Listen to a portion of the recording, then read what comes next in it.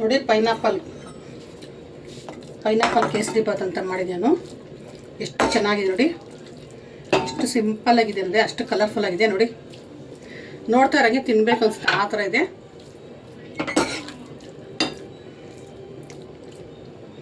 ಬನ್ನಿದ್ದು ಹೇಗೆ ಮಾಡ್ತೀನಿ ಒಂದ್ಸಲ ಕ್ಲಿಪ್ಪಿಂಗ್ ನೋಡ್ಕೊಂಬರೋಣ. ಹಾಯ್ ಹಲೋ ಎಲ್ಲರೂ ಹೇಗಿದ್ದೀರಾ? ನಾನು ನಿಮ್ಮ ಶಶಿ ಮಾತಾಡ್ತಾ ಇದ್ದೀನಿ.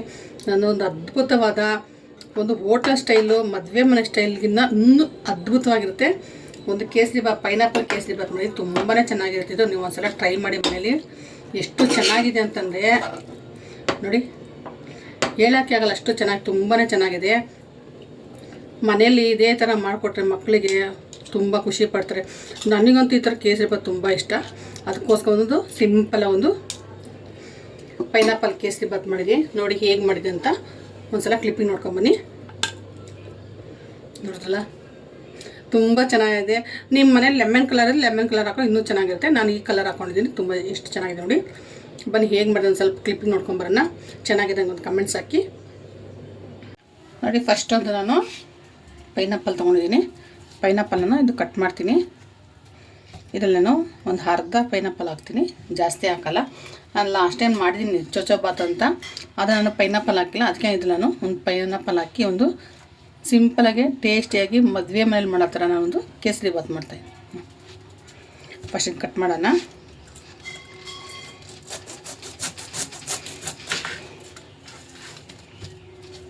ಅರ್ಧ ತೊಗೊಂಡಿದ್ದೀನಿ, ಜಾಸ್ತಿ ಬೇಡ. ಇದು ಚಿಕ್ಕದಾಗಿ ಇದನ್ನ ಕಟ್ ಮಾಡ್ಕೊಳ್ಳೋಣ. ಇದು ಸ್ವಲ್ಪ ಇದ್ದರೆ ಏನೂ ಆಗಲ್ಲ ಅಂತ ಅನಿಸುತ್ತೆ ನನಗೆ.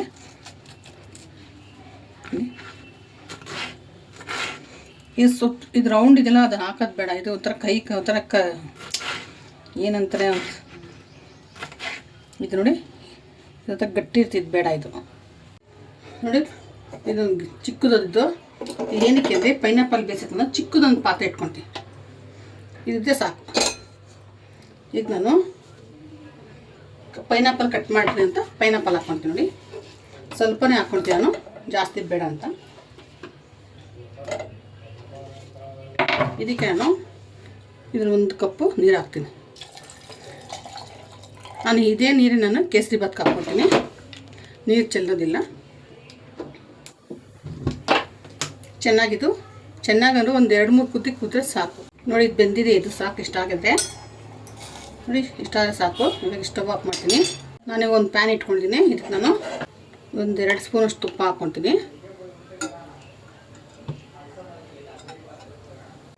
ನಾನು ಒಂದು ಸ್ವಲ್ಪ ಗೋಡಂಬಿ ಹಾಕ್ಕೊಳ್ತೀನಿ. ನಾನು ಚಿಕ್ಕ ಕಟ್ ಮಾಡಿಲ್ಲ, ಹೀಗೆ ಹಾಕ್ಕೊಂಡಿದ್ದೀನಿ. ಸ್ವಲ್ಪ ಚೆನ್ನಾಗಿ ಫ್ರೈ ಆಗಲಿ.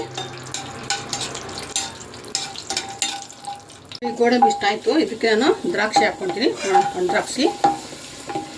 ಇದು ಸ್ವಲ್ಪ ರೋಸ್ಟ್ ಆದಮೇಲೆ ಸ್ವಲ್ಪ ದಪ್ಪ ಆಗುತ್ತೆ ನೋಡಿ, ಈ ಥರ.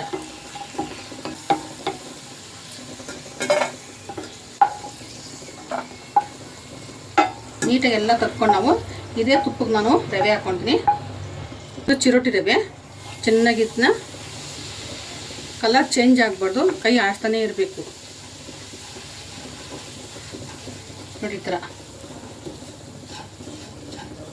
ನೋಡಿ. ಇದು ಇಷ್ಟ ಆಗಿದೆ, ಸಾಕು. ಇಷ್ಟೇ ಇರಲಿ, ಇದು ಜಾಸ್ತಿ ಫ್ರೈ ಮಾಡೋದು ಬೇಡ. ಇದಕ್ಕೆ ನಾನು ಇವಾಗ ಅವಾಗಲೇ ಪೈನಾಪಲ್ ಬೇಯಿಸಿಟ್ಕೊಂಡಿಲ್ವಾ, ಅದನ್ನು ಸ್ವಲ್ಪ ಬಿಸಿ ಇದೆ.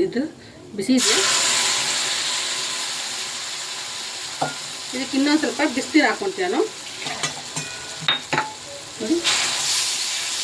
ಇನ್ನೊಂದು ಸ್ವಲ್ಪ ಇದಕ್ಕೆ ಬಿಸಿನೀರು ಹಾಕ್ತೀನಿ.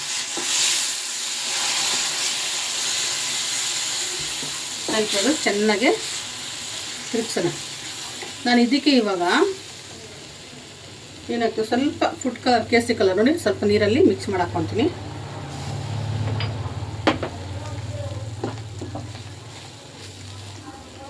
ಜಾಸ್ತಿ ಆಗುತ್ತೆ ಕಲರ್. ಲೆಮನ್ ಕಲರ್ ಹಾಕೋದು ಚೆನ್ನಾಗಿರುತ್ತೆ. ನನ್ನ ಹತ್ರ ಇದೇ ಕಲರ್, ನಾನು ಇದೇ ಹಾಕಿ. ನಿಮ್ಮ ಹತ್ರ ಲೆಮನ್ ಹಾಕ್ಕೊಳ್ಳಿ, ಕಲರ್ ಚೆನ್ನಾಗಿರುತ್ತೆ ಅದು ಕೂಡ. ಇಷ್ಟೇ. ಇದಕ್ಕೆ ನಾನು ಇನ್ನೊಂದು ಸ್ಪೂನ್ ತುಪ್ಪ ಹಾಕ್ತೀನಿ. ಅವಾಗ ಕಮ್ಮಿ ತುಪ್ಪ ಹಾಕಿ 1.5 ಸ್ಪೂನು, ಇವಾಗ ಇನ್ನೊಂದು ಸ್ಪೂನ್ ಹಾಕ್ತೀನಿ. ಚೆನ್ನಾಗಿದು ತಿರುಗ್ಸೋಣ. ಆಮೇಲೆ ನಾವು ಸಕ್ಕರೆ ಹಾಕೋಣ. ಚೆನ್ನಾಗಿ ಮಿಕ್ಸ್ ಆಗಿದೆ. ನಾನು ಇವಾಗ ಇದಕ್ಕೆ ಸಕ್ಕರೆ ಹಾಕ್ಕೊಳ್ತೀನಿ. ಒಂದು ಮುಕ್ಕಾಲು ಚಿಕ್ಕದು ಕಪ್ಪಲ್ಲಿ ಮುಕ್ಕಾಲು ಕಪ್ಪ ಸಕ್ಕರೆ ಹಾಕ್ಕೊಡ್ತೀನಿ. ಯಾಕೆಂದರೆ ಪೈನಾಪಲ್ ಸ್ವೀಟ್ ಇತ್ತು, ಅದಕ್ಕೋಸ್ಕರ ಸ್ವಲ್ಪ ಕಮ್ಮಿ ಹಾಕ್ತೀನಿ. ಚೆನ್ನಾಗಿದ್ದೀನಿ. ಇವಾಗ ತಿರುಗ್ಸೋಣ. ನಾನಿವಾಗ ಇದಕ್ಕೆ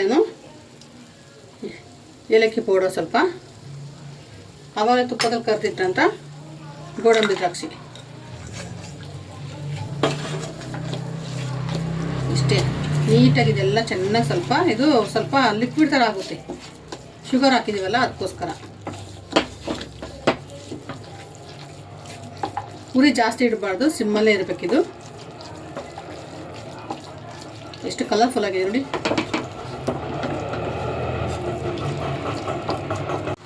ನೋಡಿ ಇಷ್ಟೇ ಇದು ನೋಡು, ಫುಲ್ ಸುತ್ತಲೂ ಇದು ತುಪ್ಪ ಬಿಡ್ತಾ ಇದೆ. ಇವಾಗ ಇದು ಆಗಿದೆ. ಇದು ಎಷ್ಟು ಕಲರ್ಫುಲ್ ಆಗಿದೆ ಅಂದರೆ ನಿಜ ಅಷ್ಟು ಟೇಸ್ಟ್ ಇದೆ. ಹೋಟ್ಲಲ್ಲಿ ಮದುವೆ ಮನೇಲಿ ಮಾಡೋ ಥರನೇ ಇದೆ ನೋಡಿ. ಇವಾಗ ಇದು ರೆಡಿ ಆಯಿತು, ಪೈನಾಪಲ್ ಕೇಸರಿಬಾತ್. ಪೈನಾಪಲ್ ಕೇಸರಿಬಾತ್ ತುಂಬ ಚೆನ್ನಾಗಿದೆ, ಟೇಸ್ಟಿಯಾಗಿದೆ, ತಿನ್ನೋಕ್ಕೂ ಟೇಸ್ಟಿಯಾಗಿದೆ, ನೋಡೋಕ್ಕೂ ಚೆನ್ನಾಗಿದೆ. ಮದುವೆ ಮನೆ ಸ್ಟೈಲು ಕೇಸರಿಬಾತ್, ಪೈನಾಪಲ್ ಕೇಸರಿಬಾತ್ ಮಾಡಿದ್ದೀನಿ ನೋಡಿ ಹೇಗಿದೆ ಅಂತ. ತಿಂದ್ಬಿಟ್ಟು ನನಗೆ ಮಾಡಿ ತಿಂದು ಕಮೆಂಟ್ಸ್ ಹಾಕಿ. Okay bye.